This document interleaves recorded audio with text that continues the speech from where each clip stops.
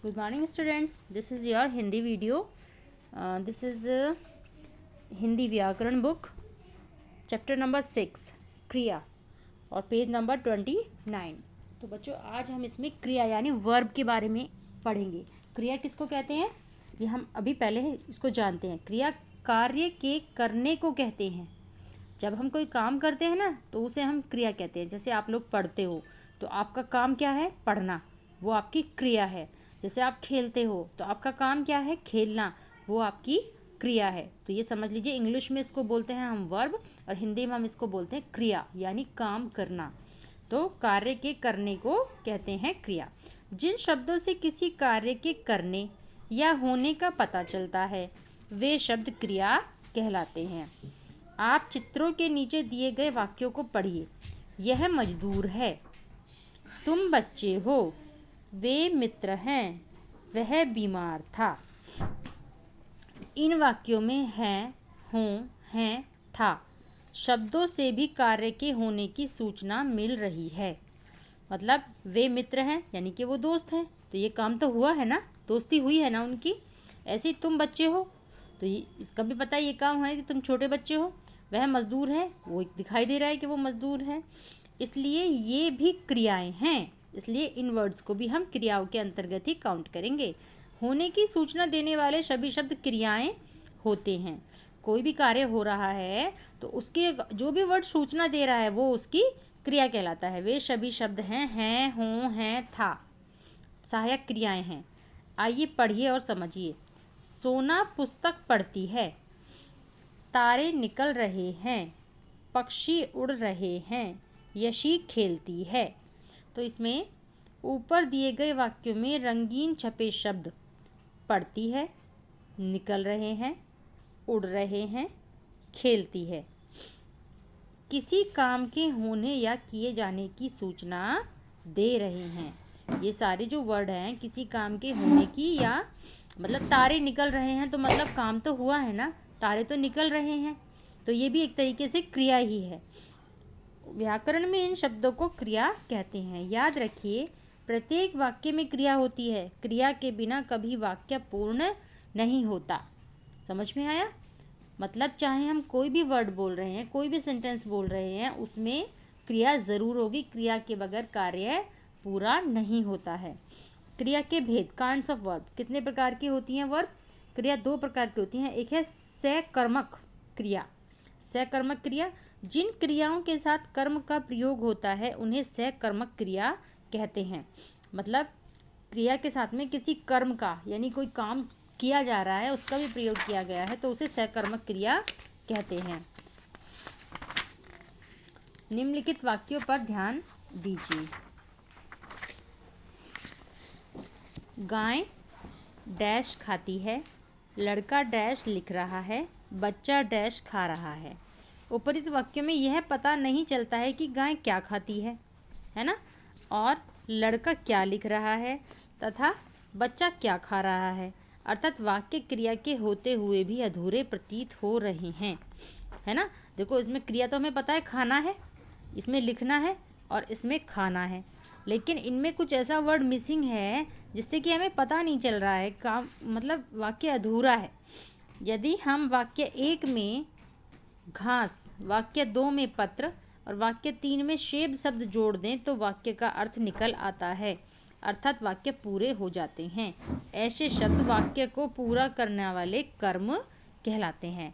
सकर्मक क्रिया के अंतर्गत जो काम हम कर रहे हैं, जैसे गाय घास खा रही है तो घास जो है वो कर्म है, और लड़का पत्र लिख रहा है, ये सेंटेंस को पूरा कर रहे हैं, क्रिया को पूरा कर रहे हैं, लेकिन इनके बगैर, इन वर्ड्स के बगैर, घास के और पत्र के बगैर जो हमारा सेंटेंस है वो पूरा नहीं है, वो अधूरा है। तो ये सभी ऐसे जो शब्द होते हैं इनको हम कर्म कहते हैं। अब निम्नलिखित वाक्यों पर ध्यान दीजिए। गाय घास खाती है, लड़का पत्र लिख रहा है, बच्चा सेब खा रहा है। इन वाक्यों में क्रिया खाती है, लिख रहा है, खा रहा है के साथ कर्म घास, पत्र, सेब जुड़ा हुआ है, जिससे ये वाक्य पूरे प्रतीत हो रहे हैं।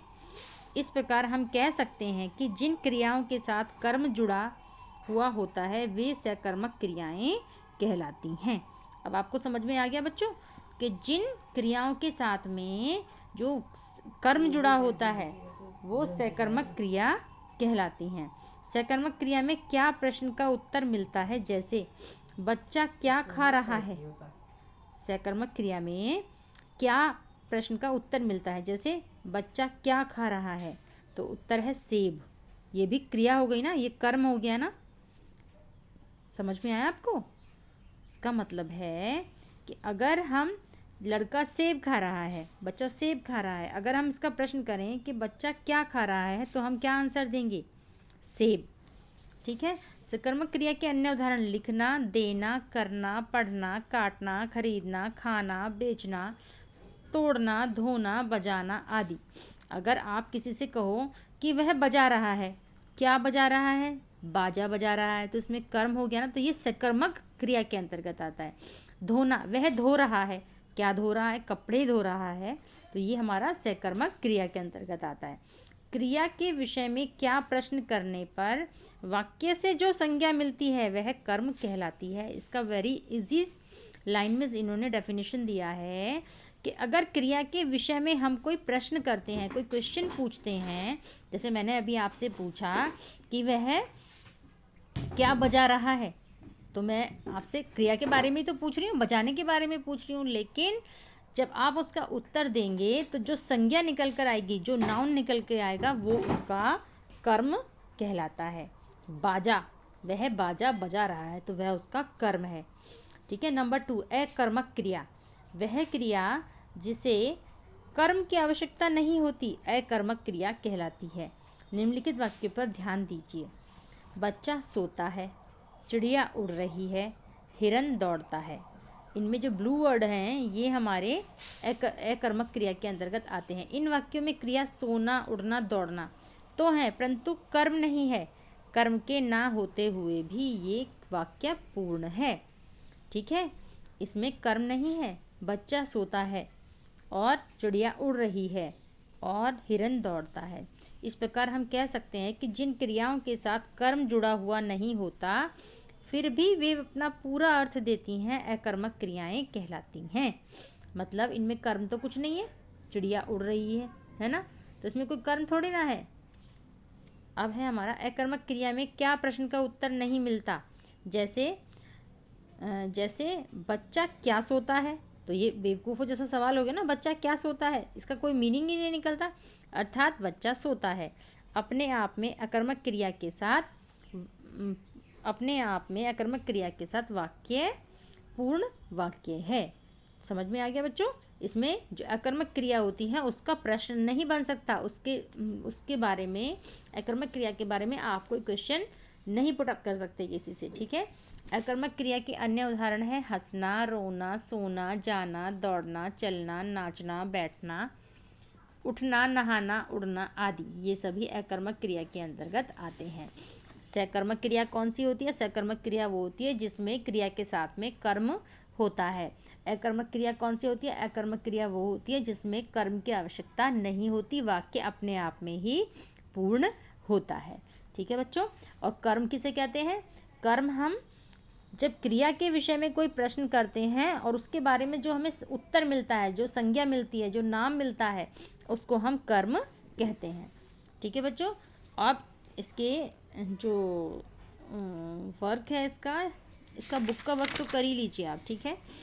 क्रिया डैश के करने को कहते हैं, कार्य, बातों या दोनों। तो क्रिया कार्य के करने को कहते हैं।